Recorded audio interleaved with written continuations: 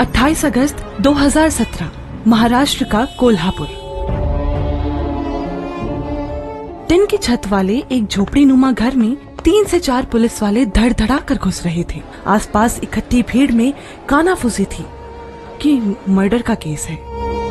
Police वाले दरवाजे पर पहुंचे तो अंदर से बहता खून बाहर उनके जूतों तक पहुंच रहा था। दरवाजा खोला तो अंदर उन्होंने नर्क से भी भयंकर मंजर देखा, जिसे देखते ही पुलिस वाले उल्टी करने लगे।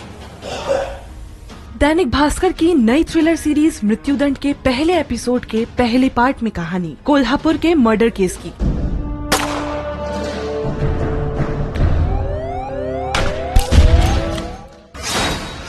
Police head constable Tanaji Ramchandra Chougale वो दिन याद कर बेचैन हो जाते हैं। घर के बाहर तक खून की बदबू आ रही थी। अंदर घुसते ही देखा 3 धारदार चाकू पड़े थे। खून में लथपथ बिना कपड़ों के एक बूढ़ी औरत की कटी फटी लाश पड़ी थी। आंत कलेजा सब बाहर रखा था। यहाँ तक कि दोनों स्तन भी कटे हुए थे, जो लाश के पास ही पड़े थे। और लाश के पास ही एक लड़का बैठा था जो मांस जैसा कुछ खा रहा था। पीछे तवे पर भी मांस पक रहा था, उस पर नमक चटनी डाले हुआ था। घटना स्थल पर एसएचओ संजय मोरे भी मौजूद थे। घिन्न करते नाक मुंह सिकोड़ते हुए तानाजी से पूछते हैं, लाश के पास बैठा ये लड़का क्या खा रहा है और कैसे खा रहा है? तभी भीड़ से एक शख्स बिलखते हुए हाथ जोड़ते हुए कहने लगा, साहिब, मैं राजू कुछ कोरवी हूँ। यह सुनील कुछ कोरवी मेरा भाई है। इसने हमारी माँ यल्लवा को मार दिया।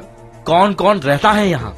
सुनील की बीवी लक्ष्मी और बच्चे भी रहते हैं, पर वो रोज रोज की चिक चिक और मार पिटाई से परेशान होकर मुंबई चले गए। उसको भी खबर करो और मीडिया को भी। सबसे पहले लोकल रिपोर्टर उद्धव गोडसे वहाँ पहुँचे। उन्होंने देखा कि नाली में खून बह रहा था और सुनील बेशर्म बेखौफ अपनी माँ के खून में सना बैठा था। उद्धव गोडसे ने कहा, रोंगटे खड़े हुए थे उस घटना को देख के। मेरे 17-18 साल के काम में ऐसा केस, ऐसा क्राइम मैंने बिल्कुल कभी देखा ही नहीं था। मेरे कुछ कलीग्स थे, सीनियर्स थे, उनसे भी बातचीत की, कैसे लिखनी चाहिए स्टोरी, क्या लिखना चाहिए इसमें। और कुछ देर ब्लैंक हो गया और पहला शब्द मुझे ये ध्यान में आया, मराठी मानुसकीला काळीमा, यानी कि मानवता का ही मर्डर हो गया। पुलिस इन्वेस्टिगेशन में जुटी थी। कोने कोने की फोटोग्राफी हो रही थी। तवे पर पक रहे मांस को भी फॉरेंसिक टीम को जांच के लिए भेज दिया गया था। लेकिन पुलिस के सामने अभी भी सबसे बड़ा चैलेंज था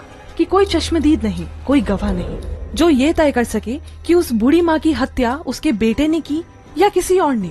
फॉरेंसिक लैब से रिपोर्ट आई, जिसने पूरे पुलिस डिपार्टमेंट को सुन्न कर दिया। कल मृत्युदंड एपिसोड 1 के पार्ट 2 में जानिए